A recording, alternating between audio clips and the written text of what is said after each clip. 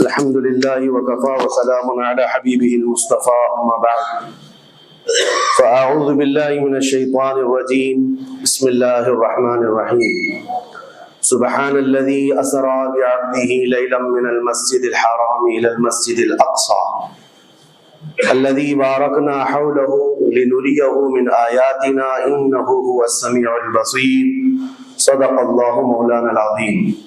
بارگاہ رسالت معاب صلی اللہ علیہ وسلم میں درود پاک کا ہدیہ پیش کریں۔ اللہم صلی علی سیدنا مولانا محمد معدن الجود والکرم وآلہ واصحابہ الکرام وابنہ الکریم وبارک وسلم صلاة دائمة سرمدا ابدا۔ عزیزان گرامی وقار، جن حالات میں آج ہم جمعہ کی نماز ادا کرنے آئے ہیں، دنیا بھر میں قبل اول بیت المقدس کے معاملے کو لے کر ایک عجیب ماحول پیدا ہو چکا ہے۔ دنیا دو دھڑوں میں تبدیل ہے آج، اور یقیناً کیوں نہ اثر کرے کہ میرے آقا صلی اللہ تعالی علیہ وسلم نے ارشاد فرمایا، بیت المقدس جس زمین پر آباد ہے، حضور پاک صلی اللہ علیہ وسلم کے فرمان علی شان کا مفہوم ہے سید البقاع، یعنی زمین کا جو سردار علاقہ ہے وہ بیت المقدس کا علاقہ ہے۔ مسجد اقصی جہاں پر آباد ہے اس کو سید البقاع کہا گیا ہے، اور یہ بھی روایت میں ملتا ہے سید الصخرہ، گنبدوں میں اگر کوئی سردار گنبد ہے تو وہ بیت المقدس کے لیے کہا گیا ہے۔ اور قرآن نے یہ فرمایا الذی بارکنا حولہ، مسجد اقصی کے متعلق فرماتا ہے رب تعالی کہ وہ مسجد اقصی جس کے ارد گرد ہم نے برکتیں رکھی، لنریہ من آیاتنا، تاکہ ہم اپنی نشانیاں انہیں دکھائیں۔ تو یہ اللہ تبارک و تعالیٰ کی اس مقدس سرزمین جس کو ارض مقدس کہا گیا ہے، نام ہی میں مقدس موجود ہے، اور یہ آج سے نہیں بلکہ روایت میں ہے خانہ کعبہ کی تعمیر کے فوراً بعد حضرت ابراہیم علیہ السلام نے بیت المقدس کی تعمیر فرمائی، اور ہزاروں انبیاء اکرام علیہ السلام کا وہ قبلہ رہا، اور وہ ان کی مرکز عبادت بھی رہا، اور ایک نہیں تقریباً 30,000 کے قریب انبیاء اکرام علیہ السلام مسجد اقصی کے ارد گرد دفن ہیں، آرام فرمائیں۔ جہاں اللہ کا ایک ولی دفن ہوتا ہے وہ برکت کی جگہ ہے، اور جہاں 30,000 نبی دفن ہوں، اور وہ بھی اولو العزم پیغمبر حضرت ابراہیم علیہ السلام، حضرت اسحاق علیہ السلام، حضرت یعقوب علیہ السلام، حضرت موسیٰ علیہ السلام، حضرت زکریا علیہ السلام، یہ سب وہ انبیاء کرام علیہ السلام ہیں جو رسولان اعظام بھی ہیں، شریعت والے ہیں۔ یہ سب بیت المقدس کے ارد گرد ہیں۔ یہاں پر کچھ بھی اثر ہونا پوری دنیا پر بھی اس کا اثر پڑتا ہے، اور آج ہم دیکھ رہے ہیں جو حالات پوری دنیا میں پیدا ہوئے ہیں، اور چاہے وہ یورپ ہو کہ امریکہ ہو، افریقہ ہو کہ رشیا ہو، عرب ممالک ہو کہ ہند ہو، ان سب کو کچھ نہ کچھ کہنے کی آج ضرورت پیش آ رہی ہے۔ کیوں؟ اس لیے کہ وہ ایسا سینٹر ہے، ایسا تقدس ہے وہاں پر جس میں پوری دنیا انوالو ہو ہی جاتی ہے، اور برسوں سے لے کر وہ جنگ کا میدان رہا، اور حضور پاک صلی اللہ تعالیٰ علیہ وسلم نے بیت المقدس کے لیے کیا فرمایا؟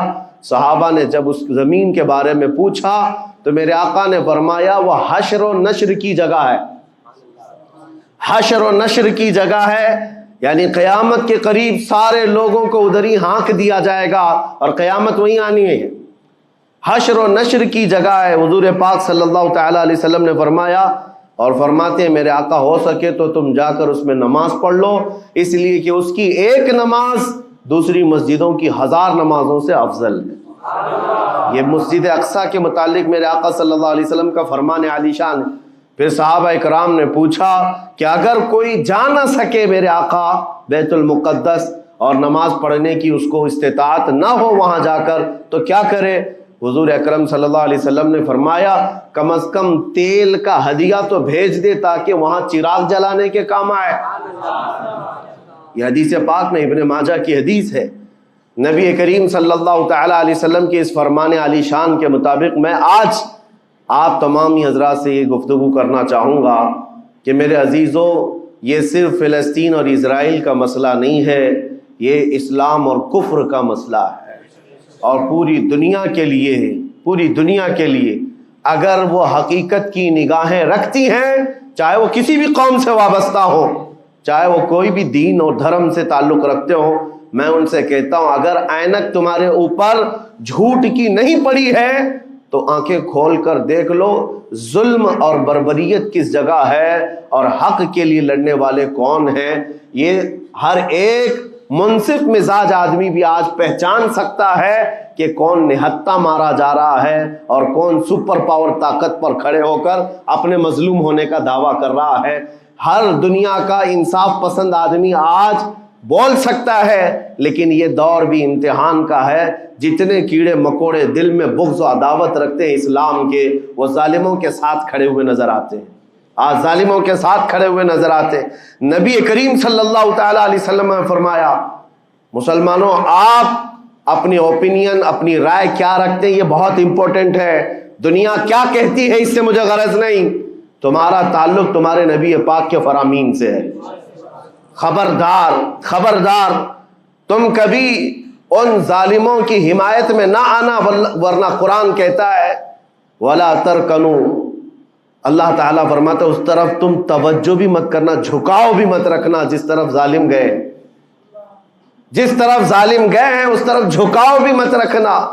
اور آج کہیں ایسا نہ ہو کہ دنیا تمہارے پاس بہت آ گئی، چکا چوند دنیا دیکھ کر جیسے امارات والے ہوئے، متحدہ عرب امارات، دبئی جیسے آج انٹرنیشنل سٹی ان کے پاس مل گئی ہے، پوری دنیا وہاں پر تجارت کرنے لگ گئی، بحرین جیسے کنٹریز، ان کے پاس دنیا کی فراوانی آ گئی، تو آج وہ یہ سمجھنے لگ گئے کہ ہم کو مظلوم اور غریب فلسطینیوں کی مدد میں بات نہیں کرنی چاہیے، جو سپر پاور طاقت ہے اس کے ساتھ کھڑا ہونا چاہیے، کیونکہ ہماری ٹریڈنگ کا مسئلہ ہے، ہماری تجارت کا مسئلہ ہے۔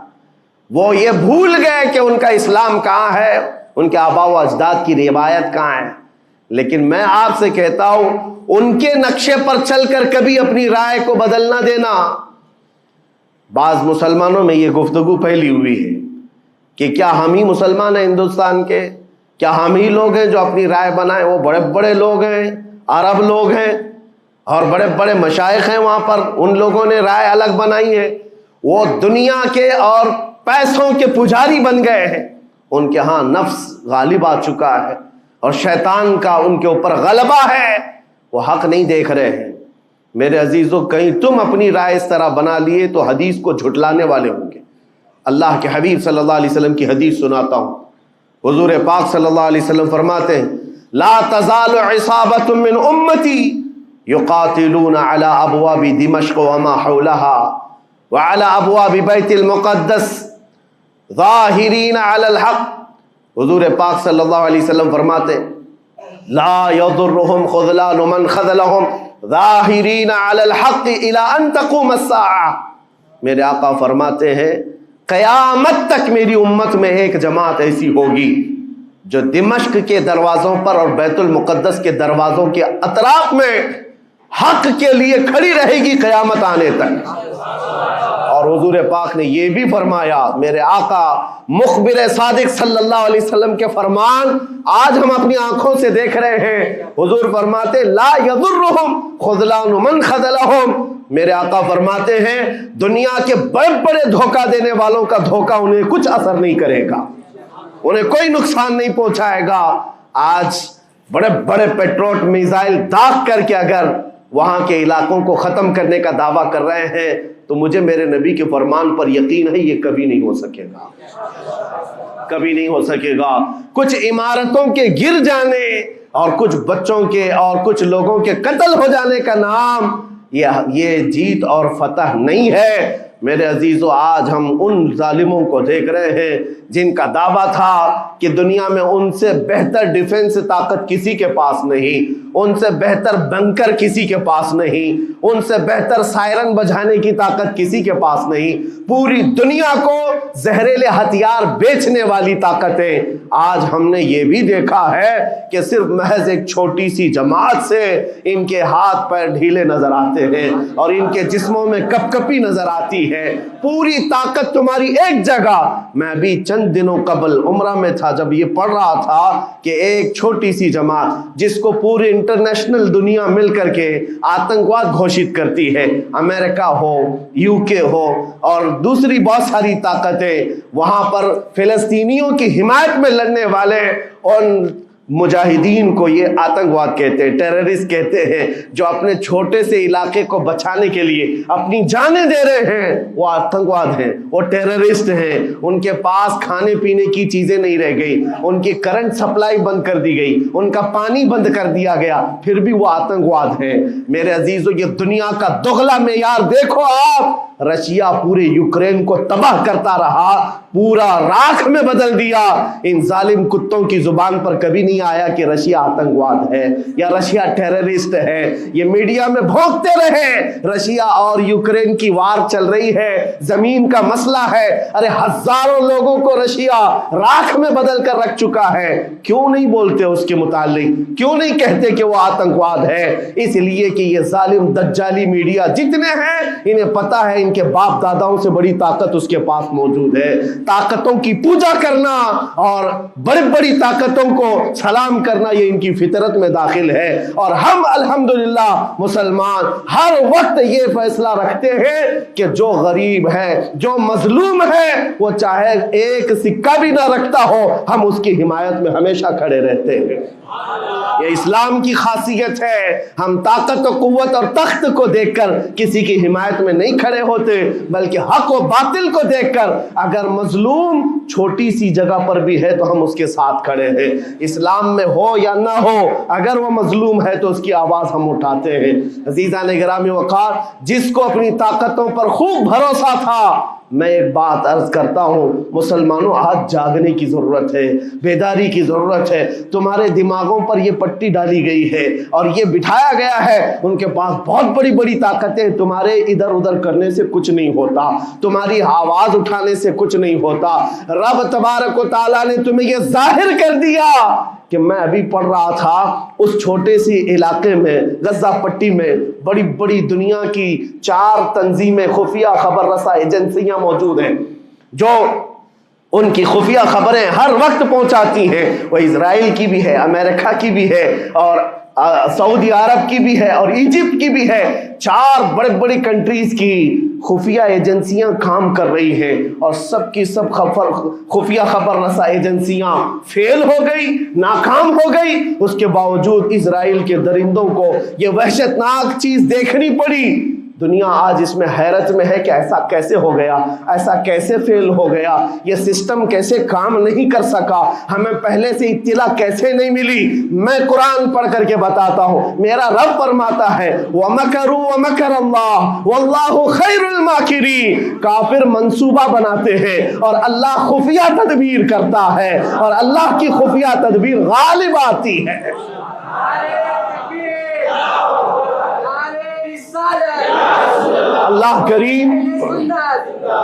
اللہ کریم جب خفیہ تدبیر فرماتا ہے سارے سسٹم فیل ہو جاتے ہیں, دنیا کی طاقتیں ہیچ ہو جاتی ہیں. آپ کبھی یہ مت سمجھنا کہ دنیا کے پاس بہت بڑی طاقتیں ہیں. نہیں مسلمانوں, ایمان اس کا نام نہیں ہے. اقبال نے بہت پہلے کہا تھا, اللہ کو پامرد مومن پہ بھروسہ, ابلیس کو یورپ کی مشینوں کا سہارا. ان کے پاس یورپ کی مشینوں کا سہارا ہے لیکن مسلمان کو اپنے رب کی طاقت پر بھروسہ ہے. میرا رب غالب حکمت والا ہے اور وہ قدرت والا ہے. جس وقت رب تعالیٰ چاہے, کیا آپ نے تاریخ نہیں پڑھی, وہ اگر اپنے نبی کی حفاظت کرنا چاہے تو مکڑی کے جال سے حفاظت کرتا ہے, کبوتری کے انڈوں سے حفاظت کرتا ہے. وہ اپنے حبیب کی حفاظت کرنا چاہے اور کسی نبی کی حفاظت کرتا ہے, مچھلی کے پیٹ میں رکھ کر کے یونس کی حفاظت کر رہا ہے اور ابراہیم علیہ السلام کو آگ میں ڈال کر کے بھی اس تپش سے بچا بچا رہا ہے، اور اسماعیل علیہ السلام کی گردن پر چھری چل رہی ہے، پھر بھی اس چھری سے بچانے والا مولا کون ہے؟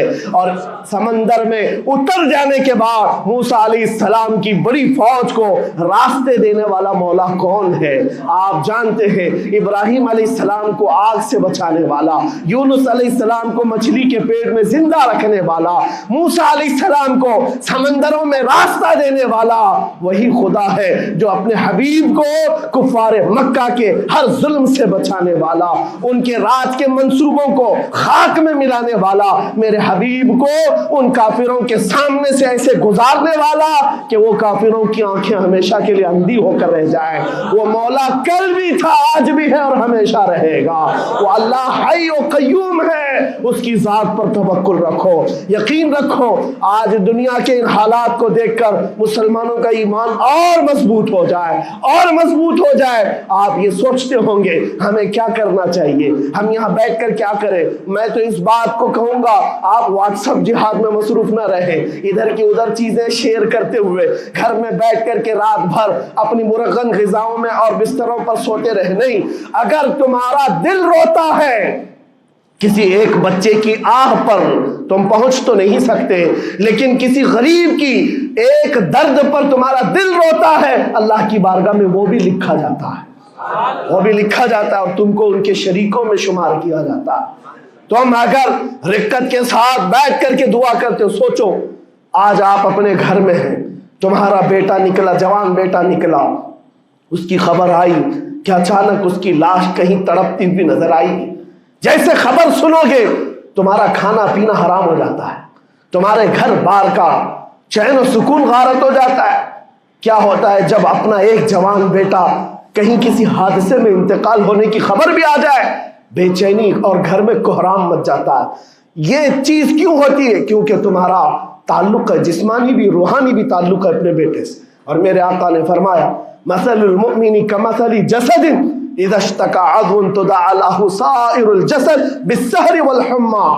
میرے آقا فرماتے ہیں پورے مومن جتنے بھی دنیا میں ہیں، سارے مومنین ایک جسم کی طرح، میرے آقا فرماتے ہیں ایک جسم کی طرح ہیں، اگر ایک عضو کو تکلیف ہو تو پورے جسم میں بخار آ جاتا ہے، ایک عضو کو تکلیف ہو تو پورے جسم میں بخار آتا ہے۔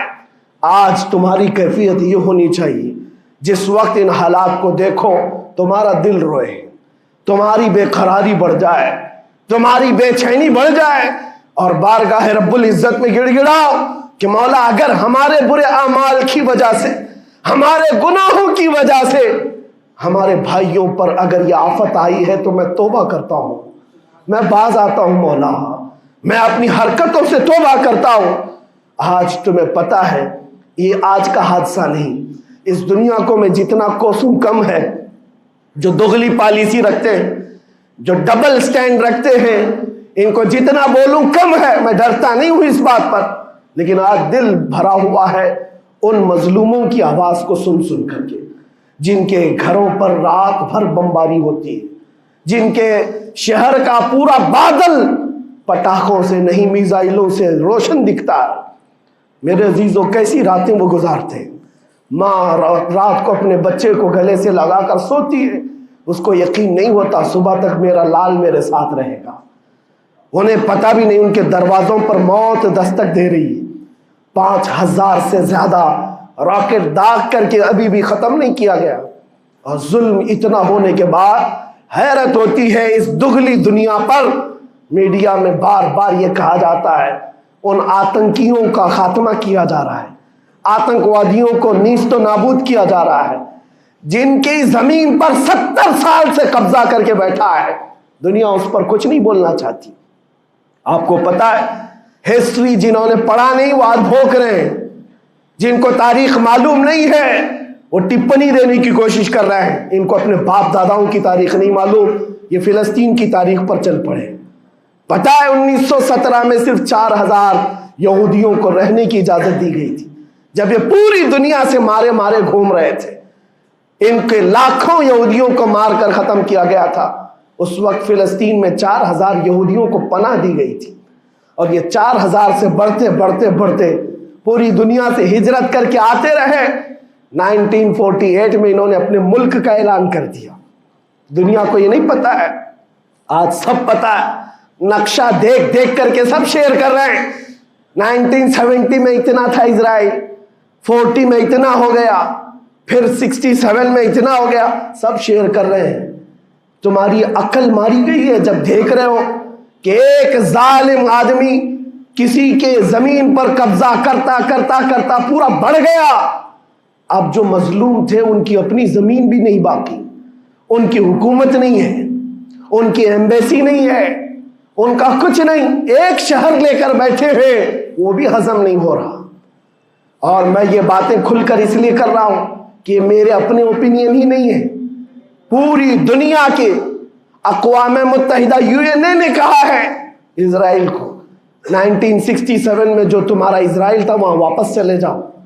लेकिन ये दादागिरी ऐसी है कि वो किसी की नहीं मानता, ना यूएनए की, ये सब चीजें दुनिया को मालूम है, फिर भी दुनिया ये कहती है इजराइल अपने डिफेंस में काम कर रहा है, अपने डिफेंस में काम कर रहा है। एक कुत्ते की मौत होती है तो पूरी दुनिया बिलबिलाती है, और यहां रोजाना हजारों फिलिस्तीनियों को कत्ल कर देते हो। तुम कत्ल भी करते हो तो चर्चा नहीं होता, हम आह भी करते हैं तो हो जाते हैं बदनाम। ये हालात आज पैदा किए गए। मैं आप हजरात को ये बात कहना चाहूंगा, ये ईमान के मजबूत करने का वक्त आ चुका है। मेरे आका के फरमान पर यकीन करो, अल्लाह की मदद आती है और आकर रहेगी इंशाअल्लाह। और ये हालात आप देख रहे हैं। मैं एक बात और बताकर अपनी गुफ्तगू को समेटता हूं, कसरत से उनके लिए दुआएं करो, कसरत से दुआएं करो, और अपनी गलत आदतों से बाज आकर अल्लाह की बारगाह में मांगो। जाहिर सी बात है, हराम खाते हो और किसी के लिए दुआ करते हो, कहां दुआएं जाएंगी। अब जो बात रह जाती है ये कुछ दिनों के लिए है, वो भी इम्तिहान दे रहे, हम भी इम्तिहान दे रहे। ये इम्तिहान की घड़ी गुजरने वाली है और क़यामत के करीब मेरे आका का फरमान हक होकर साफ जाहिर होगा, साफ जाहिर होगा, पूरी दुनिया देखेगी। बाज रिवायात में है कि हजरत सुलेमान अलैहिस्सलाम की रिवायतें भी बयान की गई।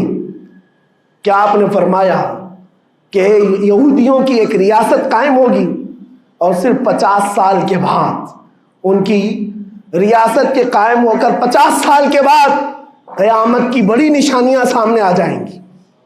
अब वो हालात आ गए, चंद सालों की बात है। जितना खून बहाया था वो खून खत्म होगा और खूने शहीदा से सुबह बहारा आएगी, और एक दिन पूरी दुनिया देखेगी जब बैतुल मुक़द्दस पर अल्लाहु अकबर की सदाएं गूंज रही होगी और इमाम मेहदी का ज़ुहूर होगा। इमाम मेहदी आएंगे और पूरी दुनिया में सिर्फ और सिर्फ इस्लामी परचम लहराएगा इंशाअल्लाहुल अज़ीज़। मेरे आका सल्लल्लाहु अलैहि वसल्लम फरमाते, क़यामत के करीब तुम देखोगे हर चीज यहूदियों के खिलाफ होगी, हत्ता कि पत्थर भी तुम्हें कहेंगे यहूदी यहां छुपा हुआ है, पत्थर भी कहेंगे। और हुजूर ने फरमाया तो ये होकर रहेगा, होकर रहेगा। इसलिए उनकी ताकतों पर न जाओ, उनकी कुव्वतों पर न जाओ। आज जब एक छोटी सी जमात ने तुम्हारे डिफेंस सिस्टम को ललकार कर रख दिया है, वो वक्त भी आएगा जब खुदाए जलालो जबरूत वाले मालिक खुदा को, अल्लाह करीम को, जब ये दिखाना होगा कि अल्लाह ताला ईमान वालों की कैसी मदद करता है, तो वो दिन भी देखोगे जब कीड़े मकोड़े और हशरात की तरह जालिम हुकूमतें फना हो जाएंगी। इंशाअल्लाह वो वक्त आएगा। लेकिन आप तमाम हजरात अपने दिलों में रिक्कत तारी करें, अपने दिलों में उन गरीबों के लिए, उन मजलूमों के लिए दुनिया क्या भोगती है इसकी तरफ न जाओ। कौन क्या कहता है, इन जालिमों को उनके साथ खड़े होने में शर्म नहीं आती। आपको पता है यहाँ हमारे हिंदुस्तान में भी बहुत सारे आज निकले हुए सोशल मीडिया पर जंग कर रहे हैं और इनको लगता है इजराइल के साथ खड़े। आपको पता है इजराइल एक ऐसी यहूदी रियासत है जो पूरी दुनिया के किसी भी धर्म को नहीं मानते। मुसलमानों के भी वैसी दुश्मन, हिंदुओं के भी दुश्मन, ईसाइयों के भी दुश्मन। इनको पता ही नहीं है, इनको लगता है वो हमारा साथी है, मुसलमानों को मार रहा है तो हमारा साथी। جبکہ وہ صاف انکار کرتے ہیں کہ بتوں کی پوجا کرنے والوں سے ہمارا کوئی رشتہ ہی نہیں. وہ یہودی ہیں. وہ پوری دنیا میں اپنے آپ کے متعلق یہ عقیدہ رکھتے ہیں کہ اللہ نے ہم کو ایک خاص مٹی سے بنایا اور سارے انسانوں کو کچرے سے بنایا, ساری دنیا کو کچرے سے اور جانوروں کے فضلے سے بنایا اور ان کو ایک خاص جنت کی مٹی سے بنایا. اور قرآن میں یہ ذکر موجود ہے. اللہ فرماتا ہے وقالت الیہود نحن ابناء اللہ واحباؤہ. اے محبوب, یہ یہودی کہتے ہیں ہم اللہ کے بیٹے ہیں اور اللہ کے محبوب ہیں. رب فرماتا ہے اے محبوب ان سے کہہ دے اگر تم اللہ کے بیٹے اور اللہ کے محبوب ہو تو مرنے کی تمنا کرو کیونکہ اللہ سے مل جائے. لیکن اللہ فرماتا ہے وَلَن يَتَمَنَّوْهُ أَبَدًا, وہ موت کی ہرگز تمنا نہیں کرتے.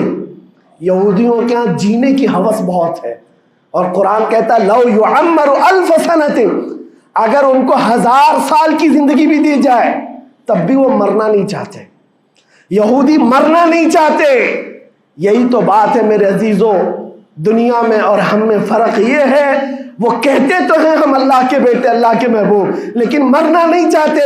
لیکن مسلمان کا بچہ جذبہ شہادت میں نظر آتا ہے. وہ ہمارے نزدیک موت کوئی حادثہ نہیں. ہمارے بزرگوں نے تو ہمیں یہ بتایا ہے کفن کندھے پر لے کر چلنا, موت آئے تو اوڑھ کر سو جانا. یہ نہ سوچنا کہ حادثہ ہوا ہے بلکہ یہ سوچنا ادھر آنکھیں بند ہوئی ادھر زیارت مصطفیٰ ہو گئی, ادھر میرے رب سے ملاقات ہو گئی. مولا کریم کی بارگاہ میں دعا ہے جب تک زندہ رہے عزت اور ایمان کے ساتھ زندہ رکھے. مولا غریب فلسطینیوں پر تو رحم فرما, مظلوم فلسطینیوں کو آزاد فرما. اے کریم ارحم الراحمین, تو نے فرمایا جب بندہ مجھے مصیبت میں پکارتا ہے میں اس کی پکار کو سنتا ہوں. اے مولا آج فلسطینیوں سے زیادہ کون مظلوم ہے, ان سے زیادہ کون مصیبت میں ہے اور تجھ سے زیادہ کون رحم کرنے والا ہے. اے مالک و مولا ان پر رحم کی بارشیں فرما. اے اللہ ان پر رحم کی بارشیں فرما اور ظالم طاقتوں کو فنا فرما دے, ان کو نیست و نابود فرما, ان کو کیفر کردار تک پہنچا. اسلام و سنیت کا بول بالا فرما, کفر و شرک کا منہ کالا فرما. وصلی اللہ تعالی علی خیر خلقہ محمد وآلہ واصحابہ اجمعین برحمتک یا ارحم الراحمین.